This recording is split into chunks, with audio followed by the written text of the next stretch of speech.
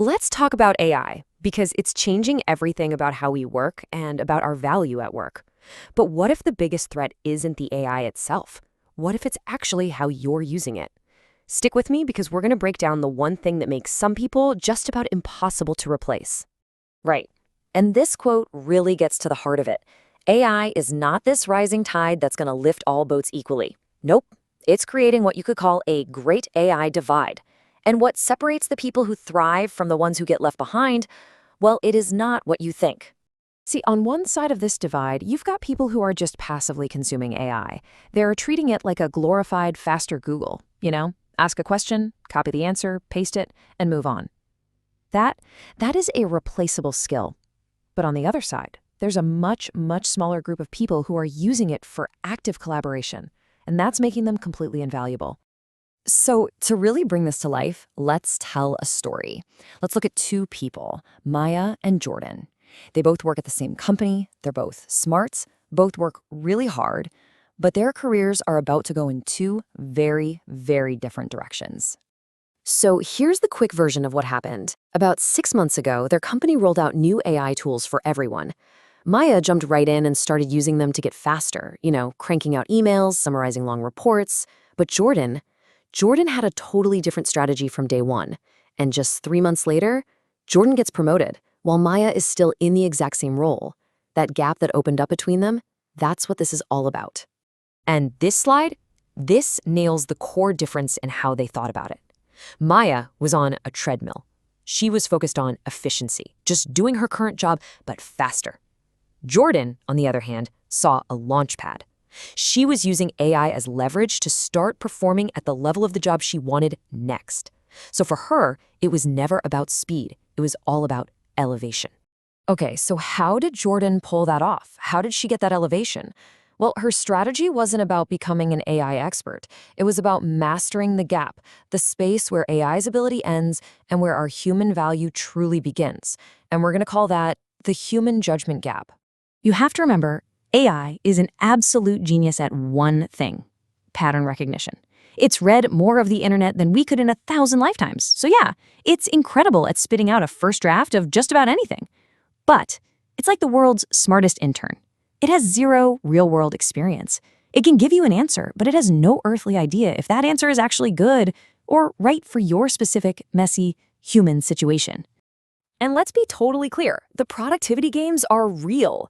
I mean, studies are showing that using AI can make you up to 40% faster on certain things. That is a huge deal. But it's also a trap if you stop there. And that right there, that's the trap. Just because you're faster doesn't mean you're more valuable. More output doesn't mean you're getting better outcomes. The real value isn't just in creating a thing. It's in knowing if that thing is any good. And that requires judgment. Let's boil this down to its simplest form. AI isn't really coming for complex work, it's coming for repeatable work. If your job is like a predictable conveyor belt, just following a process, it's probably at risk. But if your job is more like a maze, where you have to navigate ambiguity, read the room, make a tough call, that's where AI gets totally stuck. It needs you to lead the way. And this brings us right to Jordan's secret sauce. She understood this judgment gap perfectly, and she built her entire strategy around 3 core, irreplaceable human skills. The first two are taste and context, and we're going to break those down right now. But that third one, that's the one nobody's really talking about yet. And trust me, it's worth waiting for. Okay, first step, taste. And this isn't about being artsy or having good fashion sense. In this case, taste is your ability to evaluate. So, for example, the AI might write a super clever headline for a new campaign, but it doesn't know that your brand almost went bankrupt 2 years ago and that a cocky tone would be completely wrong right now. Jordan knew that. She had the taste to see the huge difference between what was technically correct and what was actually right. Number 2 is context. This is all that messy human stuff that an AI has absolutely zero access to. It's the information that lives in the hallway conversations, in the subtext of meetings, and inside your head. It's the why that lives behind the what. Seriously, just think about all of the crucial information at your job that is never written down. You know what I'm talking about. The quiet tension between 2 teams after last week's meeting, a big client's unspoken pet peeve, the fact that your CEO absolutely hates the phrase circle back.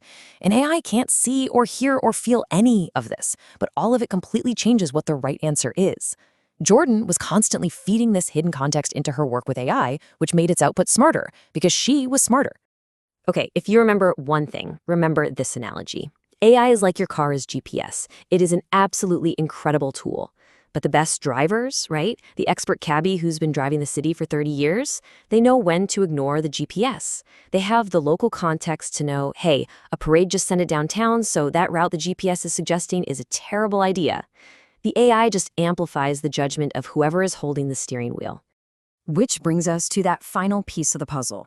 We've got taste, we have context, but what is that third element, the one that makes someone truly, truly irreplaceable? Accountability. That's it. It's the one thing a machine can never, ever have. Think about it for a second.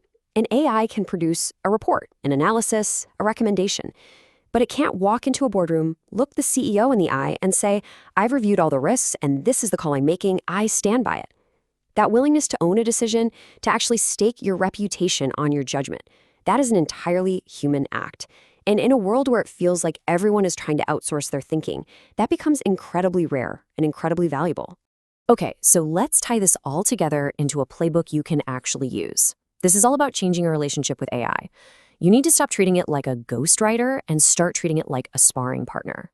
And you know what? Eventually, Maya figured this out too. She stopped going to AI and asking, give me the answer. Instead, she started showing up with her own answer, her own idea, and she'd ask the AI to attack it. Pressure test this for me. What are the flaws in my logic? Give me the strongest possible counterargument. What am I not seeing here? And this changed everything for her.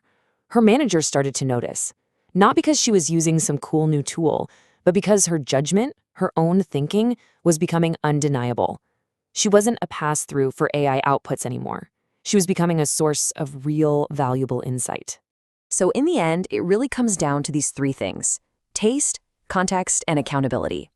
This is the toolkit of the irreplaceable professional in the age of AI. These are the skills that can't be automated. They come from paying attention, from actually caring about the outcome, and from having the courage to show up with a point of view. And that brings us to the final question, the one I want to leave you with. In your job, right now, today, which of these three are you strongest in? Is it taste, context, accountability? Because the people who can bring all three to the table, they're the ones AI doesn't threaten. They are the ones AI makes powerful.